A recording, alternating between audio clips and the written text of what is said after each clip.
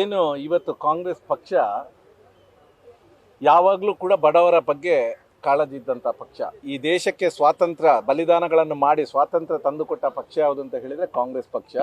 ಇವತ್ತು ಕಾಂಗ್ರೆಸ್ ಪಕ್ಷ ಈ ದೇಶ ಯಾವ ಪರಿಸ್ಥಿತಿಯಲ್ಲಿತ್ತು, ಈ ಪರಿಸ್ಥಿತಿಗೆ ಇವತ್ತು ರೀಚ್ ಆಗಬೇಕನ್ನೋದಕ್ಕೆ ಮೂಲ ಕಾರಣ ಕಾಂಗ್ರೆಸ್ ಪಕ್ಷ. ಅಭಿವೃದ್ಧಿಯ ವಿಚಾರದಲ್ಲಿ ಇಂಥ ಒಂದು ರಾಷ್ಟ್ರೀಯ ಪಕ್ಷ ಇವತ್ತು ನನ್ನನ್ನು ಗುರುತಿಸಿ ನನಗೆ ಇಲ್ಲಿ ಸ್ಪರ್ಧೆ ಮಾಡಲು ಒಂದು ಅವಕಾಶ ಮಾಡಿಕೊಟ್ಟಿದ್ದೆ.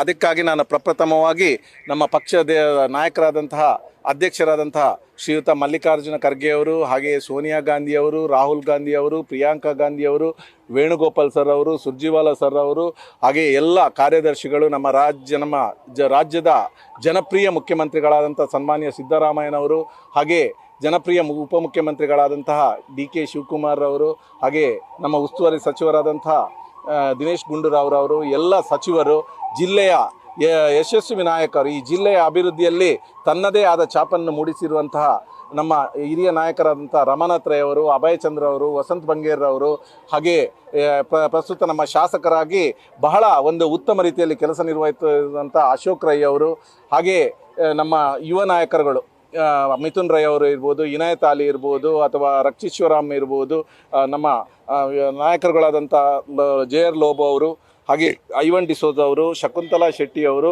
ಇವರೆಲ್ಲರಿಗೂ ನಾನು ಪ್ರಪ್ರಥಮವಾಗಿ ನನ್ನ ಹೃದಯಪೂರ್ವಕ ಧನ್ಯವಾದಗಳನ್ನು ಹೇಳಲು ಇಚ್ಛಿಸ್ತೇನೆ. ಅದರೊಟ್ಟಿಗೆ ನನಗೆ ಈ ರಾಜಕೀಯಕ್ಕೆ ಬರಬೇಕು, ಈ ಬಡವರ ಸೇವೆ ಏನಾದರೂ ಮಾಡಬೇಕಂದ್ರೆ ಇದಕ್ಕೆ ಮೂಲ ಕಾರಣ ಪ್ರೇರಣೆ ಯಾರು ಅಂತ ಕೇಳಿದರೆ ನನ್ನ ಗುರುಗಳಾದಂಥ ಮಾನ್ಯ ಶ್ರೀಮಾನ್ B ಜನಾರ್ದನ್ ಪೂಜಾರಿ ಅವರು.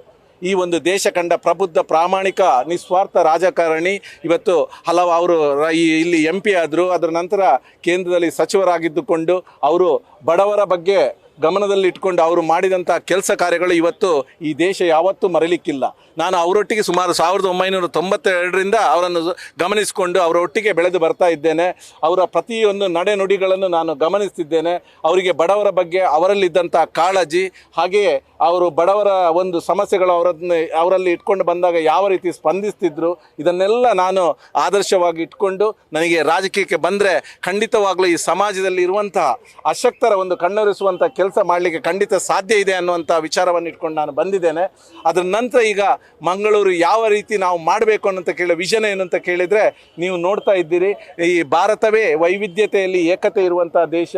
ಇವತ್ತು ನಮ್ಮ ಒಂದು ಸಂಸ್ಕೃತಿಯನ್ನು ಇಡೀ ವಿಶ್ವವೇ ನಮಗೆ ಗೌರವ ಕೊಡುತ್ತೆ. ಅದರಲ್ಲೂ ನಮ್ಮ ತುಳುನಾಡಿನ ಒಂದು ವೈಶಿಷ್ಟ್ಯಪೂರ್ಣವಾದಂಥ ಸಂಸ್ಕೃತಿ ಇದು ವಿಶ್ವಾದ್ಯಂತ ಎಲ್ಲರೂ ನಮಗೆ ಅತ್ಯಂತ ಗೌರವದಿಂದ ನಮ್ಮನ್ನು ನೋಡ್ತಾರೆ. ಇದನ್ನು ಉಳಿಸಿ ಬೆಳೆಸುವಂಥ ಒಂದು ಜವಾಬ್ದಾರಿ ನಮ್ಮಲ್ಲಿದೆ. ನಮ್ಮ ತುಳು ಸಂಸ್ಕೃತಿಗೆ ಬೇಕಾಗುವಂಥ ಏನು ಕೆಲಸ ಕಾರ್ಯಗಳು ಆಗಬೇಕು ಇದನ್ನು ಮುಂದಿನ ದಿವಸಗಳಲ್ಲಿ ನಾವು ಮಾಡಲಿಕ್ಕಿದ್ದೇವೆ. ಅದರ ಒಟ್ಟಿಗೆ ಈ ಮಂಗಳೂರು ಅನ್ನುವಂಥ ದಕ್ಷಿಣ ಕನ್ನಡ, ಉಡುಪಿ ಜಿಲ್ಲೆಗಳು ಇವತ್ತು ಸಾಮರಸ್ಯದ ವೈಭವದಿಂದ ಇಲ್ಲಿ ನಾವು ಎಲ್ಲರೂ ಬದುಕೊಂಡು ಬಂದಿದ್ದಂಥ ಒಂದು ನಾಡು. ಆದರೆ ಇಲ್ಲಿ ಕೆಲವು ವರ್ಷಗಳಿಂದ ಏನೆಲ್ಲ ಆಗ್ತಾ ಇದೆ ಅನ್ನೋದು ನಿಮಗೆಲ್ಲರಿಗೂ ಗೊತ್ತಿದೆ. ಇದರಿಂದ ನಾವು ಕೈಗಾರಿಕೆಗಳನ್ನು ಕಳೆದುಕೊಳ್ತಾ ಇದ್ದೇವೆ. ಅಭಿವೃದ್ಧಿ ಪೂರ್ವಕವಾದ ಕೆಲಸಗಳು ಇಲ್ಲಿ ನಡೀತಾ ಇಲ್ಲ. ಸುಮಾರು 33 ವರ್ಷಗಳಿಂದ ನೀವು ನೋಡ್ತಾ ಇದ್ದೀರಿ. ಕಾಂಗ್ರೆಸ್ ಪಕ್ಷ ಇಲ್ಲಿ MP ಗಳನ್ನು ಪಡೆದಿರುವಾಗ ಶ್ರೀನಿವಾಸ್ ಮಲ್ಯರ್ ಅಂತ ಅವರಿದ್ದು, ನಾನು ಇವತ್ತು ಬಂದ ತಕ್ಷಣ ಹೋಗಿ ಅವರಿಗೆ ಹೂವಿನ ಮಾಲೆಯನ್ನು ಹಾಕಿದೆವು. ಅತ್ಯಂತ ಗೌರವದಿಂದ ಈ ಕೆಲಸ ಮಾಡಿದ್ದೆವು. ಇವತ್ತು ನೀವು ಇಲ್ಲಿ ನಿಂತಿದ್ದೀರಿ, ಯೋಧರಿಗೆ ಬಂದು ನಾವು ಸಲ್ಯೂಟ್ ಹೊಡೆದೆವು ಇಲ್ಲಿ. ಯಾಕೆ ಅಂತ ಹೇಳಿದರೆ, ಇವರು ನಮ್ಮ ದೇಶವನ್ನು ರಕ್ಷಣೆ ಮಾಡುವಂಥವರು. ಶ್ರೀನಿವಾಸ್ ಮಲ್ಯ ಅಂತವರು, KK ಶೆಟ್ಟಿ ಅಂತವರು, ಜನಾರ್ದನ್ ಪೂಜಾರಿ ಅಂತವರು, ಅವರು ಈ ಜಿಲ್ಲೆಗೆ ಕೊಟ್ಟಂತಹ ಒಂದು ಪ್ರಾಜೆಕ್ಟ್ಗಳು ಏನಿದೆ, ಇವತ್ತು ಏರ್ಪೋರ್ಟ್ ಆಗಿರ್ಬೋದು, ರೈಲ್ವೆ ಸ್ಟೇಷನ್ ಆಗಿರ್ಬೋದು, MRPL ಆಗಿರ್ಬೋದು, MCF ಆಗಿರ್ಬೋದು, ಕುದುರೆಮುಖ KOCL ಆಗಿರ್ಬೋದು, KREC ಆಗಿರ್ಬೋದು, ಈ ಒಂದು ಪ್ರತಿಯೊಂದು ಯೋಜನೆಗಳು ಇದು ಯಾವ ಕಾಲದಲ್ಲಿ ಬಂದಿದೆ ಅಂತ ಹೇಳಿದರೆ, ಇಲ್ಲಿ ದಕ್ಷಿಣ ಕನ್ನಡದಲ್ಲಿ ಕಾಂಗ್ರೆಸ್ MP ಇರುವಂಥದ್ದು. ಇದನ್ನು ನಾವು ಎದೆ ತಟ್ಟಿ ಹೇಳ್ತೇವೆ.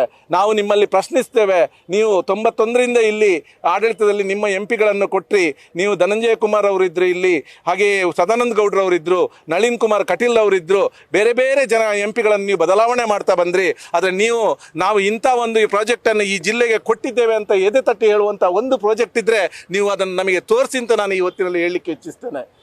ಬಿಜೆಪಿ ಹಿಂದುತ್ವ ಮತ್ತು ವಿಚಾರಧಾರೆಗಳು ಯಾವ ಸಿದ್ಧಾಂತವನ್ನು ಇಟ್ಕೊಂಡು ತಾವು ಚುನಾವಣೆ ಎದುರಿಸ್ತೀರಾ?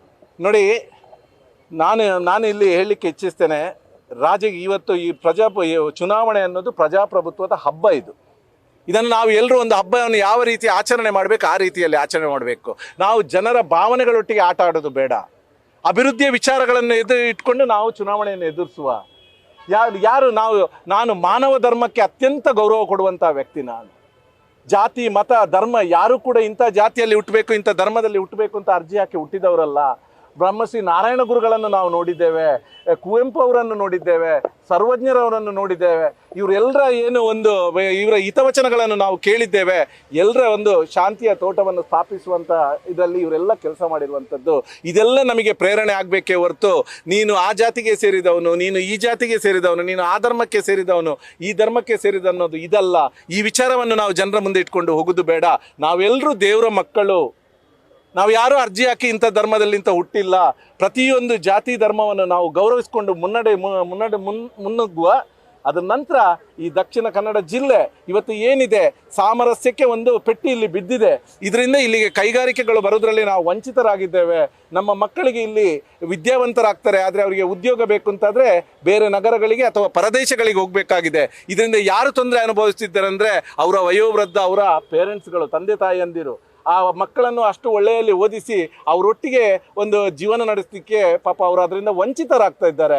ಈ ಅಪ್ಪ ಮಕ್ಕಳು ಅವರು ಒಟ್ಟಿಗೆ ಬದುಕುವಂಥ ಒಂದು ಸನ್ನಿವೇಶ ಉಂಟಾಗಬೇಕಾದ್ರೆ ಇದರಿಂದ ಹೊರಗಡೆ ಬಂದು ನಾವು ಕೈಗಾರಿಕೆಗಳು ಇಲ್ಲಿ ಸ್ಥಾಪನೆ ಆಗಬೇಕು.